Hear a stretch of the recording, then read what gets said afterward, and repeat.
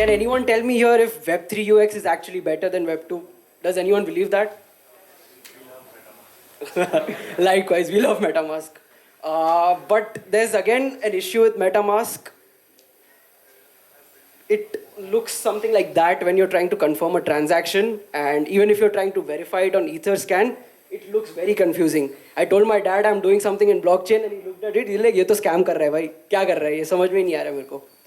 So to simplify this, it would be a better option if dApps and wallets could, integrate some sort of an SDK or a tool that allows users to simplify that and actually check what's happening under the hood.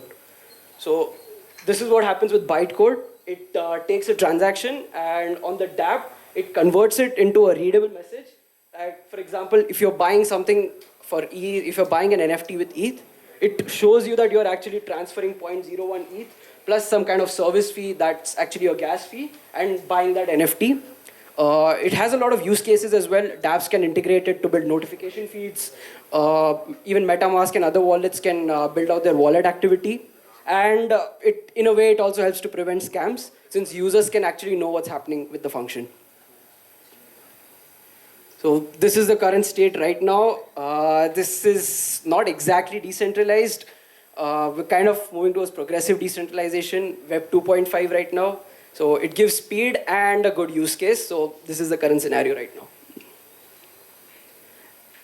So ideally, to grow this, I'm targeting existing SDKs like Alchemy, Biconomy. They can offer it as an additional feature to the platform.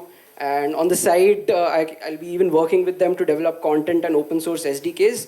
And once we have a critical mass of users and transactions decoded on the platform, I'm planning to convert it into some sort of a block explorer for L2 and L1 activity that just gives out decoded transactions and will then eventually be helpful for building notification feeds for all the dApps.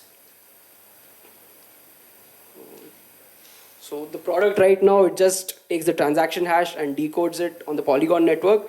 But sometime later on, I'd like this to be an L2 plus L1 block explorer, which and open source SDKs that actually helps dApps build better user experiences.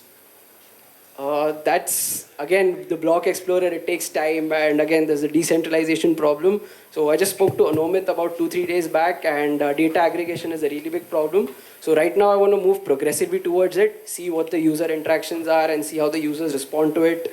And once we get like a critical mass of users and a lot of dApp developers also comfortable with integrating this, then we can go on building a full-fledged block explorer. Why do you want to decentralize this? That's the goal of Web3, eventually decentralizing. That's just a hammer looking for a nail. This is a very useful product as it is. There's no need to decentralize it. But again, if there's a central authority, again, just one point of failure. So if there are multiple nodes running the code. Open source the code. Let a community run it. But the overhead of running a decentralized infrastructure for something this useful, I'm not seeing the point in it. That's a very good point. I'll consider it. What are you decentralizing here, right?